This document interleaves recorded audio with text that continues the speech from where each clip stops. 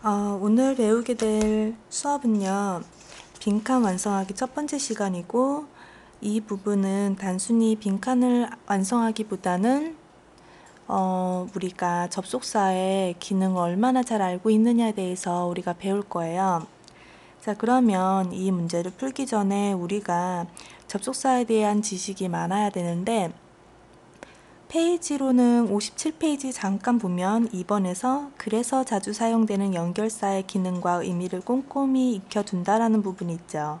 자, 이 부분 굉장히 많다고 생각이 될 수가 있는데 이 부분 같은 경우는 기본적으로 다 암기가 되어야 하는 상황이고, 그 다음에 추가적으로 선생님이 접속사 관련된 프린트 주세요 하면은 수업 시작하기 전에 프린트를 뽑아서 줄 테니까 그거를 꼭 개인적으로 챙겨 가도록 해요. 자, 그러면 인서울에서 선생님 얼굴을 직접 보고 수업을 하지만 인터넷은 어떻게 내가 활용을 할 수 있을까 하는 부분은 우리가 우선 첫 번째, 수업을 듣기 전에 문제를 다 풀어오는 거고요. 두 번째는 수업을 다 듣고 나서 복습을 해야겠죠. 이 부분은 문장 노트 써주세요 하면 문장 노트에 다 써야 되는 거고, 이 부분은 우리가 이러한 문법은 좀 알고 넘어가자 하는 부분까지 꼼꼼히 우리가 수업을 했던 부분을 복습을 한다면 훨씬 더 잘할 수 있는 부분이 될 거예요. 자, 그러면 우리가 본격적으로 수업을 진행을 해봅시다. 자, 우리가 지금 화면에 보이고 있는 문제가 2009년 수능 31번 문제로 나왔던 문제고, 모의고사 문제로는 항상 31번으로 되어 있는 문제예요. 선생님이 처음에 모의고사를 봐야 할 때 한 장, 두 장 넘겨서 31번부터 풀면은 지금 가지고 있는 점수보다는 조금 더 높게 나올 거예요 라고 했던 부분 기억하죠?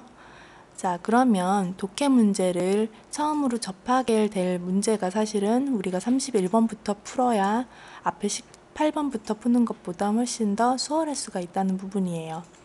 자, 그럼 31번에 연결사 들어가는 부분 어떻게 푸느냐? 첫 번째, 보기를 먼저 봐야 돼요. 자, 그러면 우리 화면에 나와 있는 보기부터 보면 A번은 however, likewise, however, besides. 자, 그러면 기능이 비슷한 게 likewise와 besides 부분이고 however하고는 갈라지죠. 수능 문제로 however이 나왔다는 거는 연결사 문제로 굉장히 쉽게 출제되었다는 증거거든요. however는 likewise와 besides와 굉장히 기능이 다른 기능인데, 자, 지금 인터넷 강의를 들으면서 대답하는 사람들이 아마 몇 분 계실 거라고 생각이 들어요.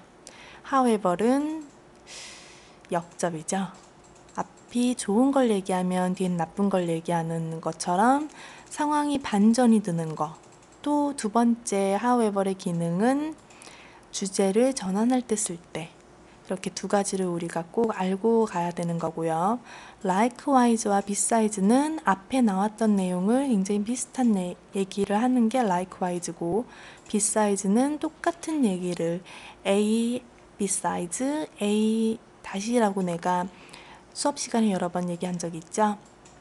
자, 그러면 시간을 굉장히 효율적으로 줄이고 이 문제를 빠르고 정확하게 푸는 방법은 A의 앞줄과 뒷줄을 읽고 이 앞줄과 뒷줄이 서로 무슨 관계인지를 보는 게 굉장히 빠르게 접근을 하는 방법이에요. 그럼 첫 번째, A의 앞뒷줄을 읽기 전에 A에 나와 있는 보기의 연결사를 먼저 읽고 이 기능이 어떤 기능을 하는지를 나뉘어 본 다음에 A의 앞줄을 읽고 A의 뒷줄을 읽고 답을 풀게 되는 거죠.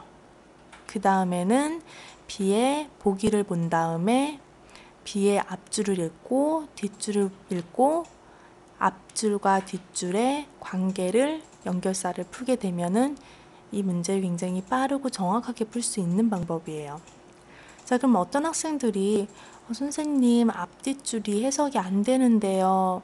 그럼 저는 어떻게 풀어야 되나요? 그러면 선생님은 이 문제를 빨리 포기하고 다른 문제를 풀라고 얘기를 하고 싶어요.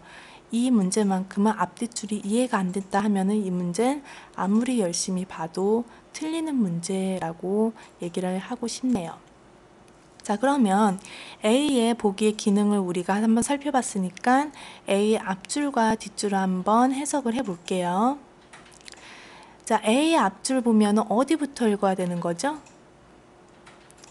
그쵸? We rarely interpret. 이 부분부터 읽어야 되는 거죠? 그 다음부터 itself까지.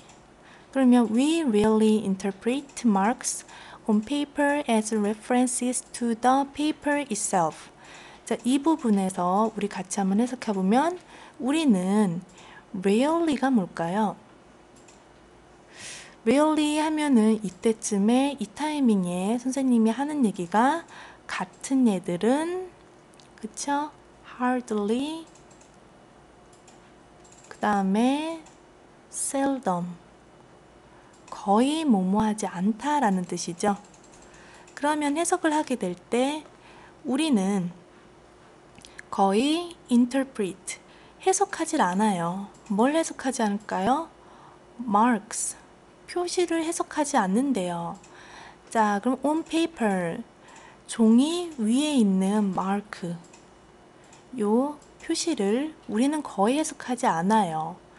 as가 나오게 될 때 as의 쓰임은 두 가지가 있죠. 첫 번째 as는 접속사가 있고요. 두 번째 as는 전치사가 있죠. 그럼 이거 두 개를 어떻게 구분하느냐? 접속사는 문장과 문장을 이어주기 때문에 그 다음에 주어와 동사가 나오게 되면 접속사를 의미하는 거고요. 전치사는 수업 시간 선생님이 항상 그랬죠. 전치사 플러스 명사는 전치사 플러스 명사는 이런 식으로. 그럼 전치사는 그 뒤에 명사가 나오게 되면은 as가 전치사의 역할을 하죠. 자, as가 접속사가 되면은 뜻은 굉장히 많죠. 첫 번째 when의 뜻도 있고, 두 번째 why라는 뜻도 있고, 세 번째 because라는 뜻도 있게 되는 거죠. 자, 그러면 전치사로 된다면 얘가 무슨 뜻이 되겠죠? 그쵸? 뭐뭐로써라는 뜻으로 우리가 해석을 해줘야 돼요. 수업 시간에 하는 것보다 판사하기가 굉장히 어려운데, 자, 어쨌든 여기서 as 다음에 뭐가 나왔죠? as 다음에 바로 references라는 게 나왔죠? 이 references가 references to the paper itself가 주어 동사가 나왔나요? 아니면은 단순 명사만 나왔나요? 그쵸? 단순 명사만 나왔죠? 그래서 이때 as는 뭐뭐로써 라고 해석을 해야 됩니다. 자, references가 뭘까요? references는 우리 책 하단을 잠깐 컨닝하게 되면은 참조 또는 나타내는 내용이라고 말을 하죠. 자, 그러면 다시 해석해 보면 참조. 자, 무슨 참조일까요? to the paper itself. 종이 그 자체를 나타내는 종이 그 자체의 참조로서 종이 그 자체에 나타내는 내용으로서 종이의 표시를 우리는 거의 해석하지 않습니다.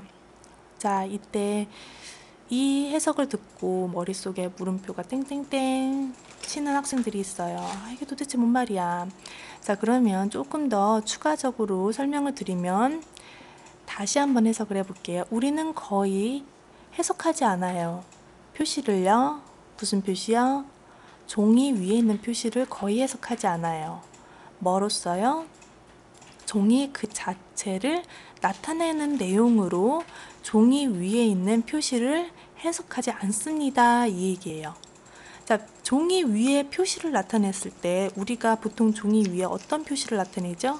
나는 여기까지 읽었다. 또는 이 부분이 어렵다. 이 부분 굉장히 중요하더라 하면서 접어놓기도 하고 뭐 연필로 표시하기도 하고 그렇죠? 근데